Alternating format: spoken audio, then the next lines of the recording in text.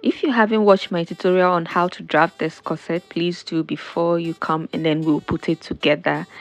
Make sure your pattern pieces are ready. I went ahead and cut it on my fabric. Each of these panels have 4 pieces of fabric or 4 layers of fabric under them, 2 for the lining and 2 for the main fabric. Now I went ahead to transfer my notches from my paper onto my fabric.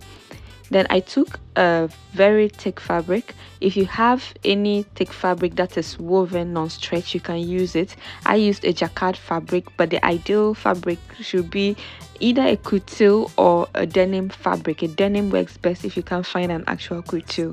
I just added this layer onto my fashion fabric, that's my Ankara, to give it more stability, to be durable against the bonings that I'll be putting inside the corset. The fabric alone is not that strong to last longer.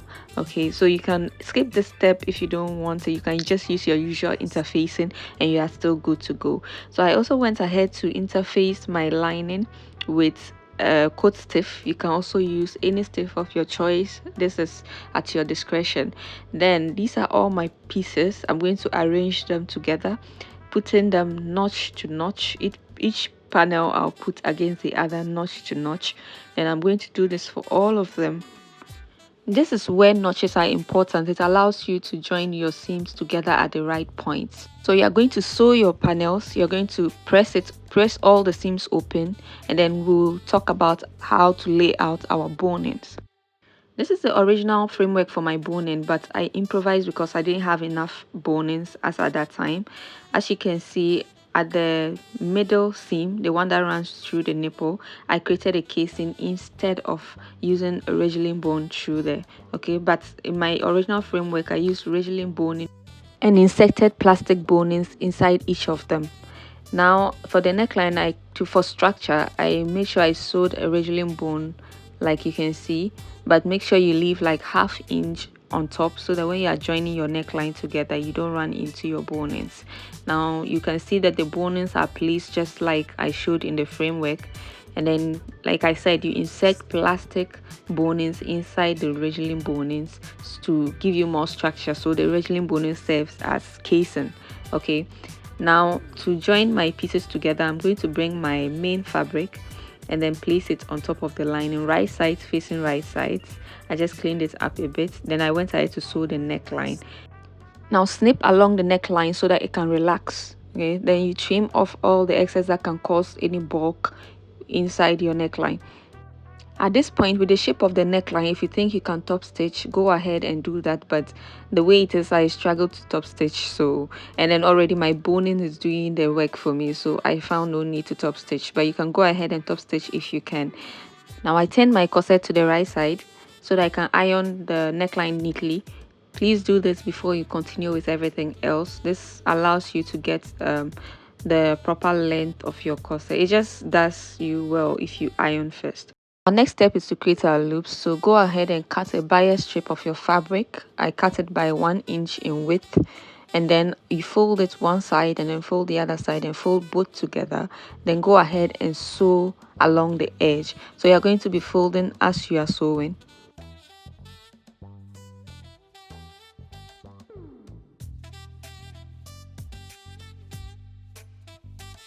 Now cut a regilling bone that is at least 1 inch shorter than your center back length. Then mark 1 inch intervals on the bone to serve as a guide. Place your strip on the first point and stitch it down. Then you fold your strip again to meet the first stitch that you did, and then you continue sewing. Then you move to the next 1 inch point and place your strip there. Make sure at both sides, both left and right, the loops are equal. Visually you can see they are equal, so visually compare the current loop to the first one you sewed to make sure they are equal width and length.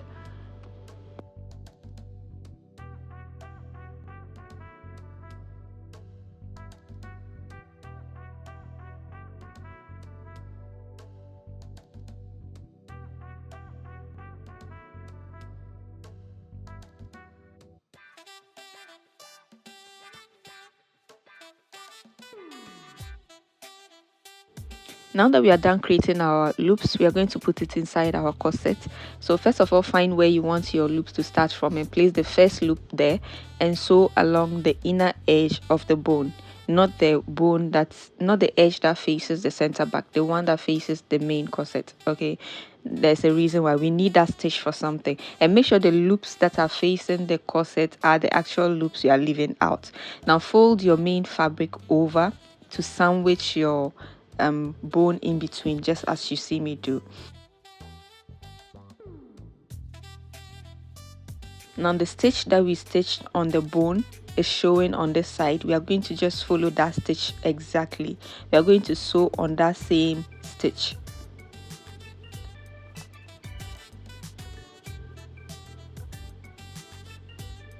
And when we turn it over, we'll see how neatly our loops are showing on the outside. So I'm just using my scissors to push out the corner at the top there to give me that crisp look.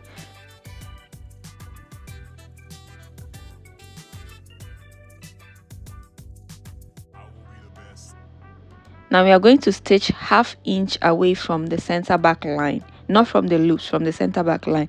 And ideally this line that you are stitching should fall exactly on the other side of the ridgeline bone.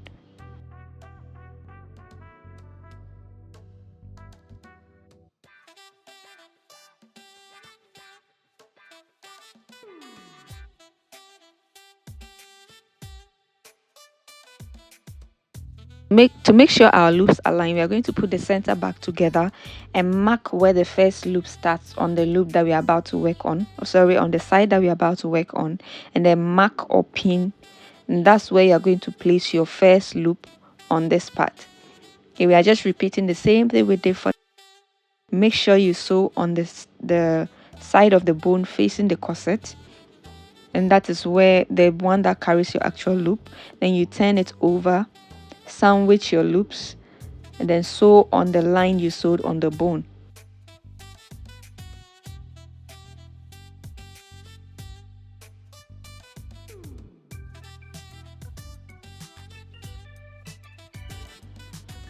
Now this automatically becomes a casing, so I'm going to put my plastic bone in there to give it extra stability.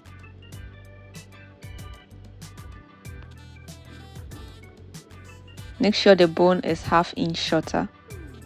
So I'm just cutting off the excess and shaping my bone again to prevent it from poking through my fabric.